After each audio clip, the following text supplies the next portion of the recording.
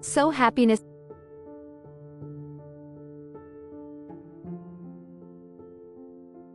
Placebo effect part 2.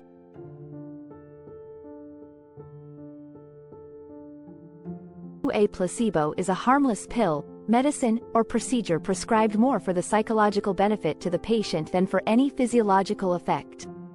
If you were to research the placebo effect, you would find hundreds of studies. One of the more well-known studies is of a group of 150 patients who had torn their meniscus.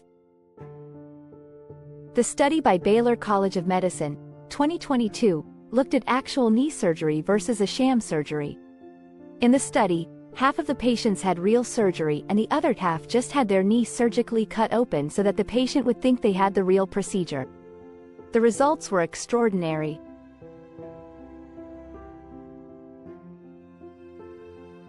After that first year, the patients who had the placebo surgery were walking better than the patients who had the real surgery. After 2 years, there was no difference between the two groups.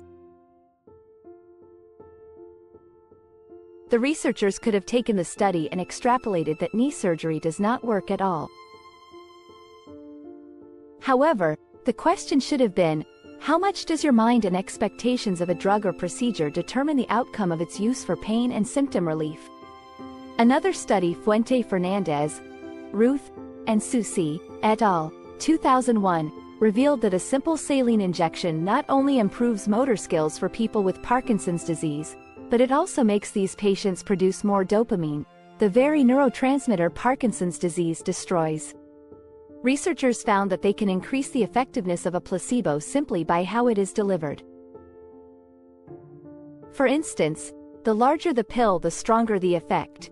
2 pills work better than 1, injections work better than pills, and surgeries work better than injections. The color of the pill can have influence, so colored pills reduce pain more than white pills. Blue pills will help you sleep better than red pills, and green pills are particularly effective at reducing anxiety. It should be called expectancy effect. Your expectations program your mind, and in turn, they program your health outcome. I often wonder if it was the power of my belief in the chemotherapy that made it effective. At the time I was going through chemo, I was married to a physician, one who believed in the traditional medical model for treating cancer. He and my oncologist were the authority figures. They planted powerful seeds that gave me confidence in the chemo protocol.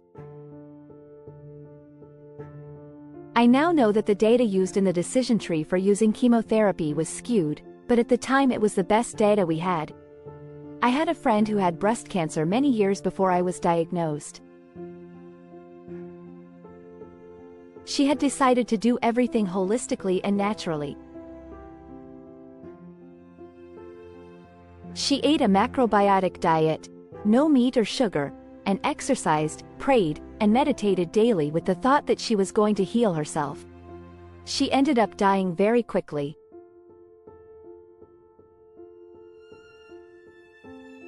I had that seed planted in my subconscious mind. Was that a factor in my decision to do chemotherapy?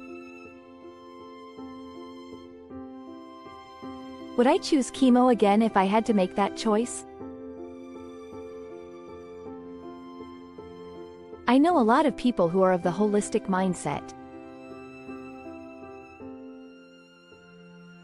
They are into vitamins, supplements, restrictive diets, and a myriad of other alternative and complementary therapies. I am a huge fan of complementary therapies. However, I am not particularly in favor of using only alternative therapies as the research is often inconsistent in terms of statistical outcomes. The challenge is that I am a believer in the placebo or expectancy effect, so I often find myself biting my tongue when people share their adamant beliefs in this or that remedy.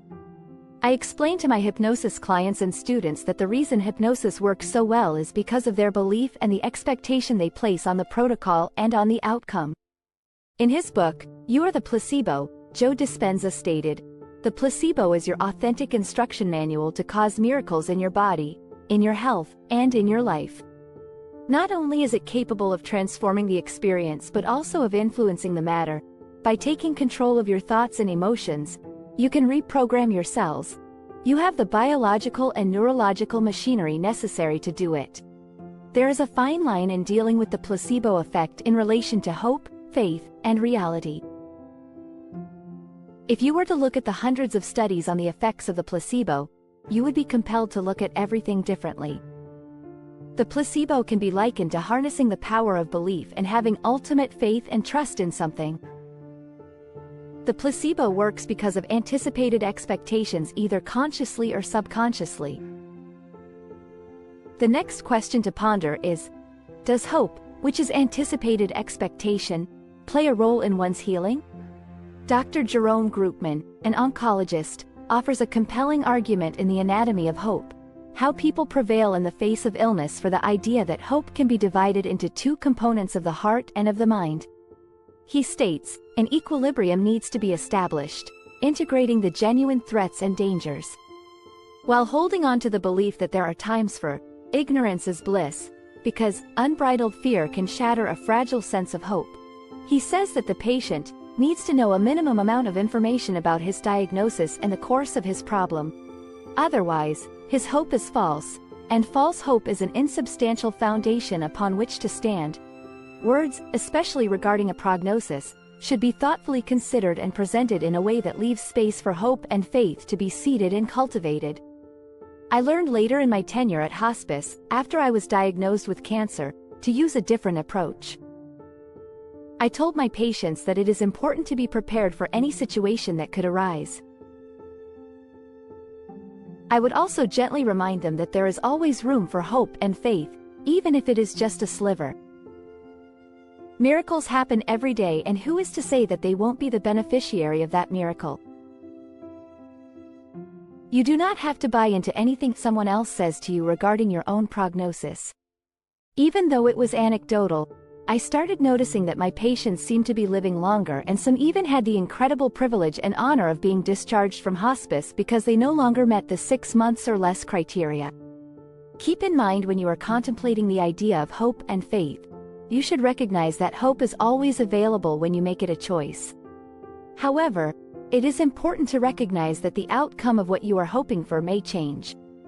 For instance, one day you may be hoping for an outright cure, but later that hope may change into hope for comfort and peace, or for a little more time, or you may hold on to hope for healing a meaningful relationship.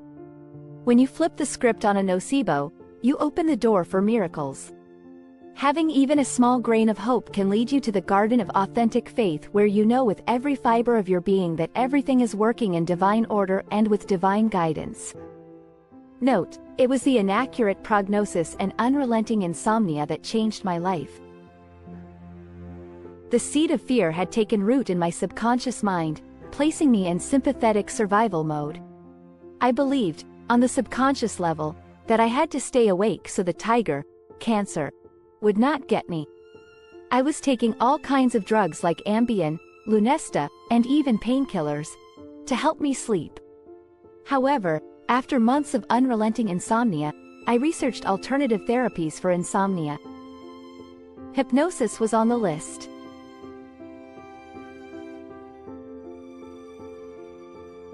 It turned out to be the magic bullet and the miracle catalyst that put me on a totally new trajectory for my life. I took that small grain of hope and turned it into a garden full of authentic faith. Acorn. Use the words, cancel, cancel, or delete, delete, and make a gesture of brushing or swiping the negative thought away when you hear something you do not want to be seated in your subconscious mind. Thank you for listening to So Happiness.